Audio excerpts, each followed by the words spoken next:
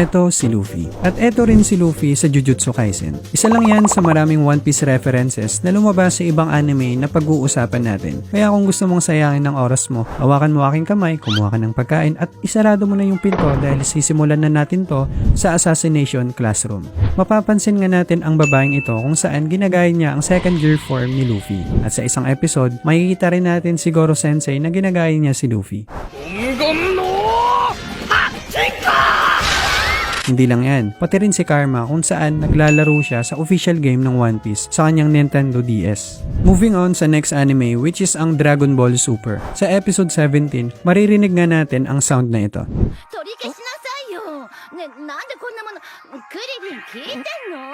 Yes, tama ka nang nadinig. Ang ringtone nga ni Krillin ay ang opening song ng One Piece na hindi lang dyan nagtatapos. Kasi ang voice actor ni Krillin at Luffy ay iisa lang, which is si Mayumi Tanaka. At parehas lang din ng animation studio ang Dragon Ball at One Piece, which is ang Toei Animation. Well, kung sa tingin mo nakakagulat yon, sa dulo ng video, malalaman mo ang isang One Piece reference na lumabas sa isang show dito mismo sa Pilipinas. Alright, ang next reference naman ay sa Attack on Titan. Sa episode 41, makikita natin si Coney na suot-suot niya ang straw hat ni Luffy. At kung mapapansin mo, meron itong maliliit na kahoy. Possible na reference ito kay Chopper o di naman kaya coincidence lang. Pero ang next anime ay siguradong hindi coincidence, which is ang Inuyashiki. Sa unang chapter nito sa manga, pinakilala dito ang isang sikat na manga author na ang pangalan ay Oda. At sa ibang episode, makikita natin si Hiro na nagbabasa ng manga at pagkatapos nito, umiyak siya at sinabing, kung hindi mo pa napapanood ang anime na ito, siguradong magugulat ka sa susunod na mangyayari. Dahil psycho nga itong si Hiro, pinatay niya ang buong pamilya ng isang babae. Pero bago siya umalis, tinanong niya muna ito ng, Donna manga yamu? Manga. Donna manga yamu? Natuwa nga siya sa sagot ng babae, kaya tinanong niya kung sino ang favorite character niya sa One Piece. Sagot naman ng babae ay si Zoro, which is natuwa ulit si Hiro. Pero nung tinanong ng babae kung patay na ba ang kanyang pamilya, sinabi ni Hiro na, Ima kankei ne jian. Ima One Piece no hanashi daro? which is, tama nga naman. Ba't mo pa itatanong yun kung One Piece yung pinag-uusapan natin ngayon? Kaya naman, pinatay niya yung babae. Ang next anime naman ay My Hero Academia. Sa isang flashback, makikita natin dito ang isang classmate ni Kirishima na may suot na straw hat na katulad kay Luffy. Kung sa tingin mo ibang straw hat ito, well, bahala ka na sa buhay mo. Pero sa spin-off manga ng My Hero Academia na tinatawag na My Hero Academia Vigilantes, isa sa karakter dito ang may suot din na straw hat na katulad kay Luffy. At kung papansinin mo ang kanyang mga kamay, nai-extend din ito na parang rubber na katulad kay Luffy. Moving on sa next anime which is ang Good Luck Girl, kung saan makikita natin ang babaeng ito na may suot na straw hat at damit ni Luffy at pati na rin ang X na scar sa dibdib nito. Hindi lang yan, kuwang-kuha niya rin ang signature move ni Luffy. Gomu-gomu no receive.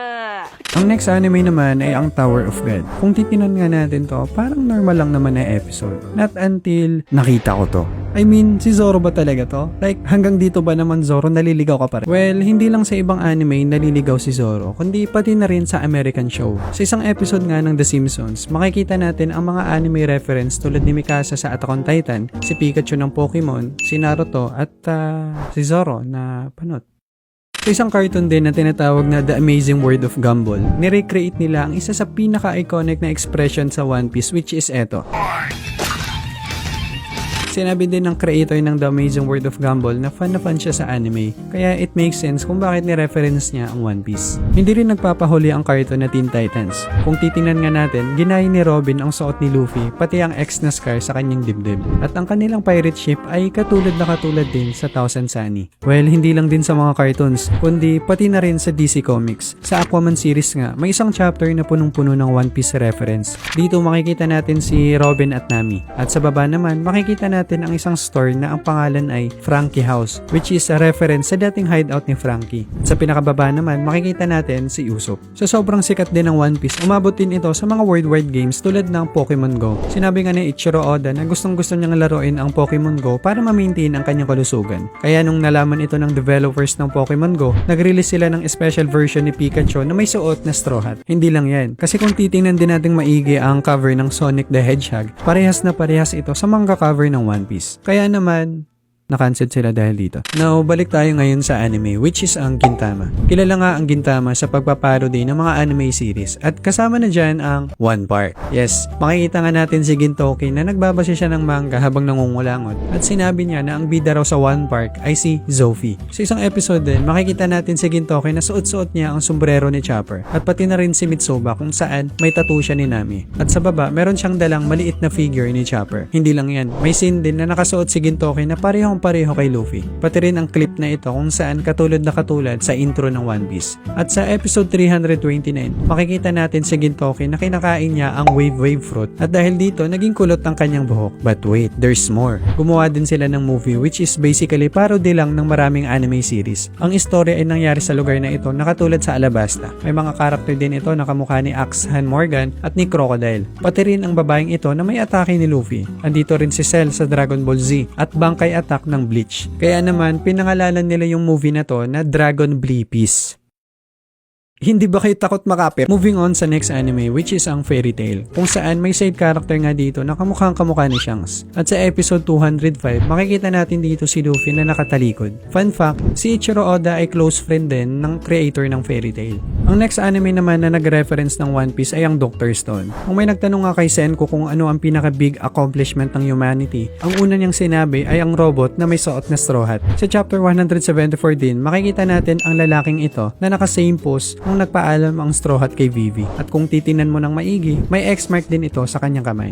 Next ay ang anime na Haikyuu. Binanggit nga ni Bokuto na gustong-gusto niyang pumunta sa dagat, hindi para mag-volleyball, kundi para maging Pirate King. At nung pinakilala niya ang kanyang mga new members, kamukha nga nila ang Straw Hat Pirates. Tulad ni Zoro, Frankie, Nami, Sanji, at Chopper. Sa isang chapter din, makikita natin si Hinata na nagbabasa ng One Piece at sinabi niyang favorite niya si Zoro. Alright, ang next anime naman ay... Okay. Basta ito. Makikita nga natin dito ang maliit na figure ni Chopper. Pati na rin ang manga na ito na ang title ay June Piece. What?